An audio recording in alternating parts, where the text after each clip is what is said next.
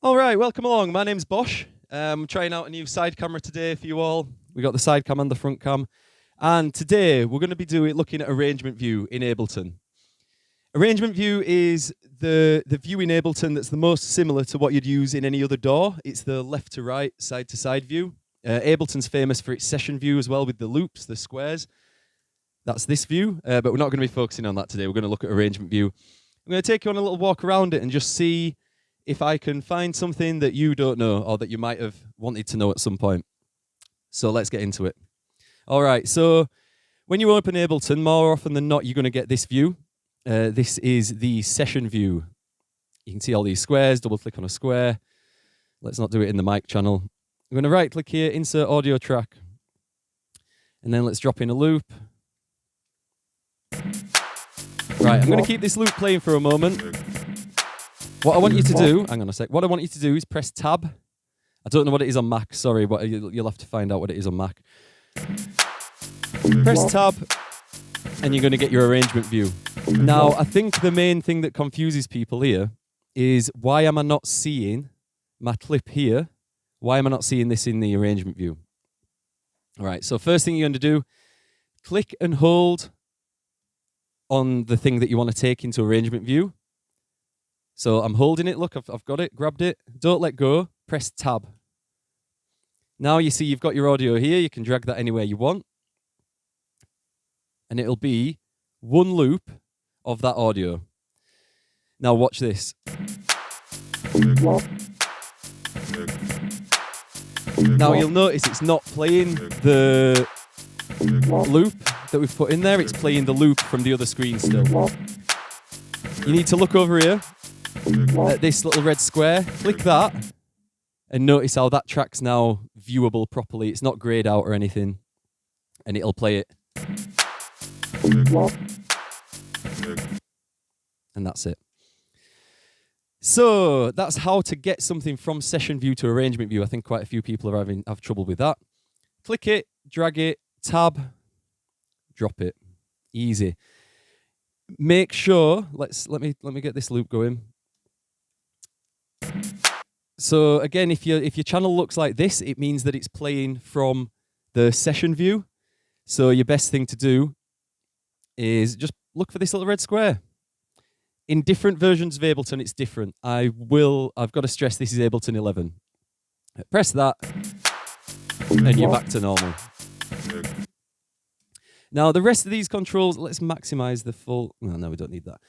The rest of these controls over here on your tracks are exactly the same as the controls here. So we've got this track 2B03B. Let's call this track. There we go. Audio from an external in, audio from mic channel 1. Monitoring's off, master, audio to, where we're sending audio to the master. Do this, and it's exactly the same. External in, All right? Now, the main thing that's different here is your send and returns. If you don't know about send and returns, I've got another video on that, so go check out the channel. But your send and returns are here.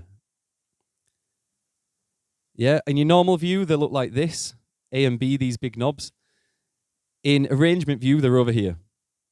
Exactly the same control. So look, I've turned that up to 0. And look, it's turned up to 0 here. Turn it down, and it's turned back down. All right? So all these controls are just the same as you've got on your other screen. Turn your track on and off, solo it, record arm. Your volume, this is your main volume, same as your gain here. Yeah, that's the same as that.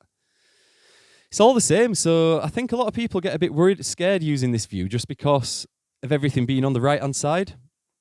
But that doesn't really matter. I won't worry about it. And then you just build your track as normal. There's not really much else to it. Let me try and find, not a beat. Let's find a loop. Let's find a bass loop. So I'm going to drag this straight into arrangement view. So we press tab. And to make a new track, all you need to do is drag it into any of these spaces here. Look, and it's ready to create a new track.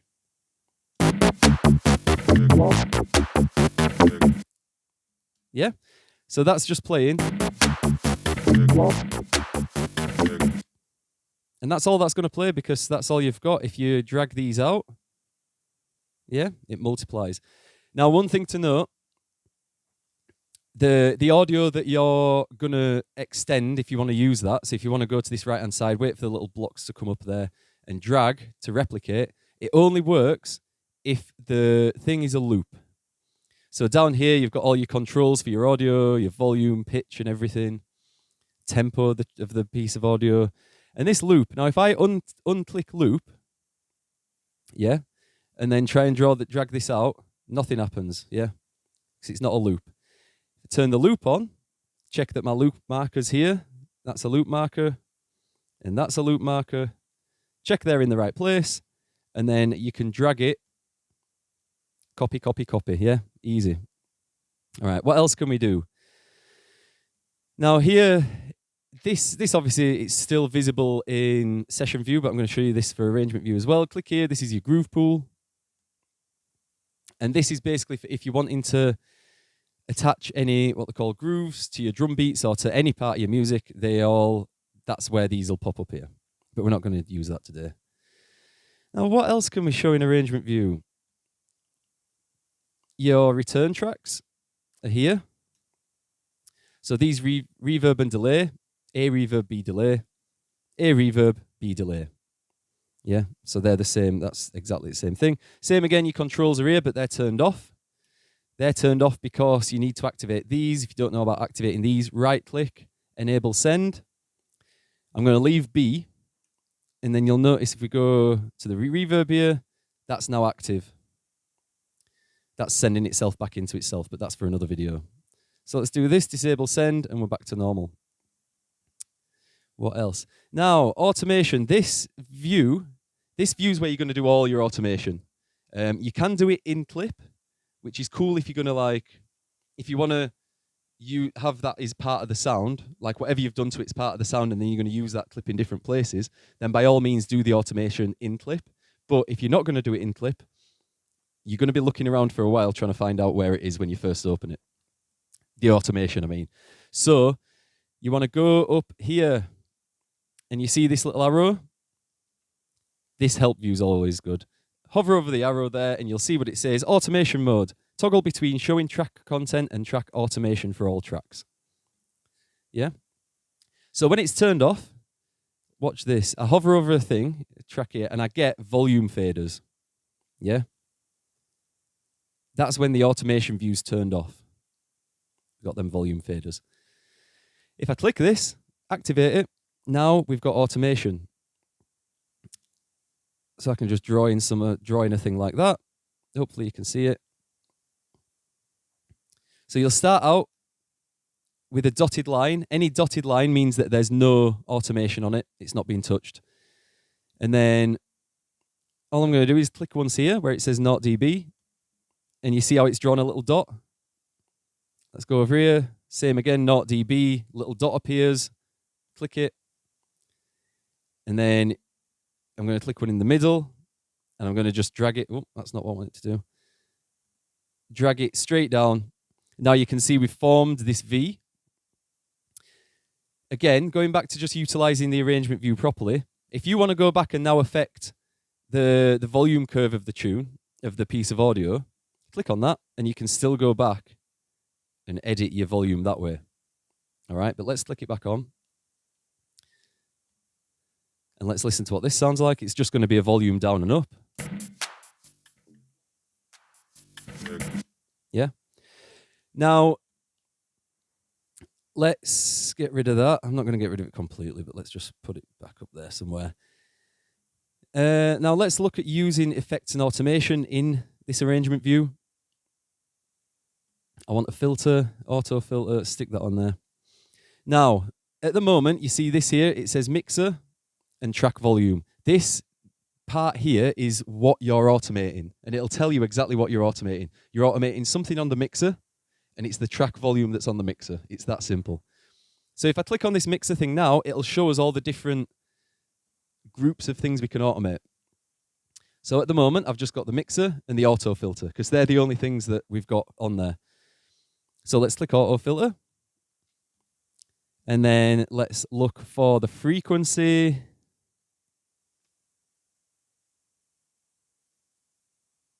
filter. We don't want filter type. We don't want filter circuit. Filter circuit slope. I want the filter frequency. There he is. Right.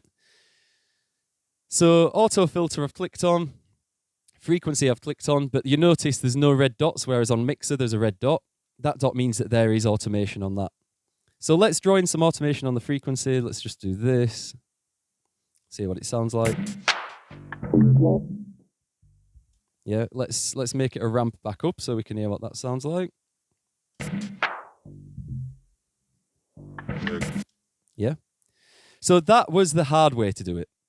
Let me show you the easy way. All right, so we've no automation on our frequency here now. You can see that there's no red dot because I've just deleted it. Now, all you need to do when you're in automation mode, so you've activated your automation view, any knob or parameter you click on is, you can add automation to it. It's editable. So all I'm going to do is click on frequency, and it's showing me the thing for the frequency. If I click on res, it's showing me the bar for the resonance. Yeah. If I click on attack, it's going to show me the bar for the attack. You can see it moving up and down. Envelope, release, that's the same. Rate, so you can see that line moving up and down to represent the different values. There, that's at 0.11 hertz. That one's at 0, so you can see it's dropped right down to the bottom. And that's the easiest way to automate. You can also right-click on something and click Show Automation. That does the exact same thing. What I'm going to do is I'm going to click on Frequency. I'm going to change. Let's change the thing of this. All right. So I've just moved this down to the bottom. Look, still move it, and you'll notice this line. I'm trying to touch the screen like it's going to do something. You'll notice the line moving up and down. So what I'm going to do, click there where the line is, click where I want my automation to end, drag it up.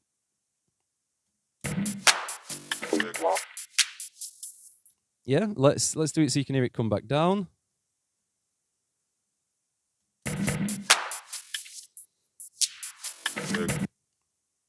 Yeah, let's put the resonance up so you can hear it a bit more. Yeah. Now look, you can't see our automation because we clicked on the resonance, so we can see the resonance, that's it. But if we click back on frequency, we can see what we've done there. Oh, pardon me. All right, what else can we show you in arrangement view? I mean, chopping's relatively easy. As a matter of fact, here's something. So when you're selecting a piece of audio, say I want to delete this middle piece here. If you try and select, the place that you select is quite important. So if I just select here at the bottom, right, notice how I just dragged it across the bottom of the audio. Yeah, just in here.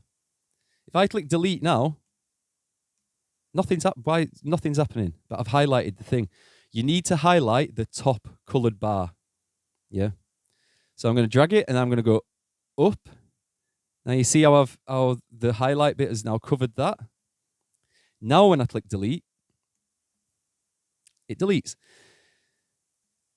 If you keep your selection arrow inside the audio here, it'll delete the automation, but not the track watch. Yeah? Now, if I do the same thing, the automation's there, but I go across and then up. So again, you can see it's highlighted the whole bar, the colored bar. Press delete, whole clip's gone. So that's something that's worth knowing. Something I've been doing a lot already, the zoom tool. The way I use the zoom tool is by putting my mouse up near the numbers and a little magnifying glass appears. Now, when the magnifying glass appears, you can click and drag up and down, and it'll, oh, there we go. If you drag down, it'll zoom in. Ooh, let's get that on an audio wave and let's see what that looks like. So you can zoom right in to the point where it becomes individual little audio points there, and then drag up and it zooms out. That's something quite useful to know. Now let's move down the screen here. You can see that a speaker appears. When you've got this speaker, you can click and it'll play from the next bar. So if I click, so we've got bar 20, bar 21. If I click on just after bar 21, it'll play from bar 21. No, it won't. That's a lie. No, I think this is when you're playing. So let me play. Now, if I click somewhere here, see how it makes it in time.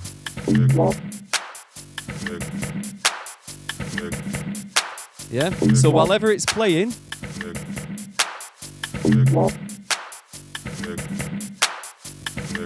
it'll keep everything synced up. Now you can change that here. So if you go to this here and change it to, let's change it to 1/4. Now you'll be able to click it to the next bar.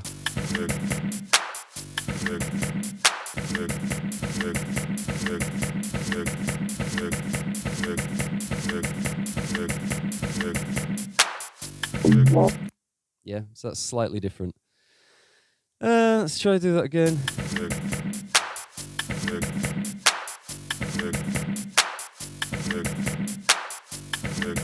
Yeah, so it's only doing that for a bar now. It'll only let it run out to the perfect bar and then back again to the point that you've clicked on so that it keeps it playing perfectly.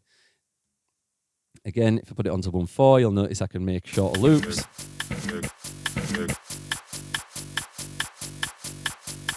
But no matter how much I click that now, it'll only ever do one beat, sorry. Let's change it to 1/8. Yeah, so see how I can start playback from a lot of different points straight away. I always leave it on 1 bar. Yeah, so it'll play a bar before it'll restart. I hope I've explained that properly. This video's not planned, by the way. I've just kind of gone into it and I'm just picking things out as I go, things that I find useful. You've got your bar count at the top here. You've got your time count at the bottom there. That's pretty simple. Master. You can even automate things on the master. Drag it up. Look, song tempo here. I've got an automation bar. It's exactly the same. Same thing. So you can make your track tempo change.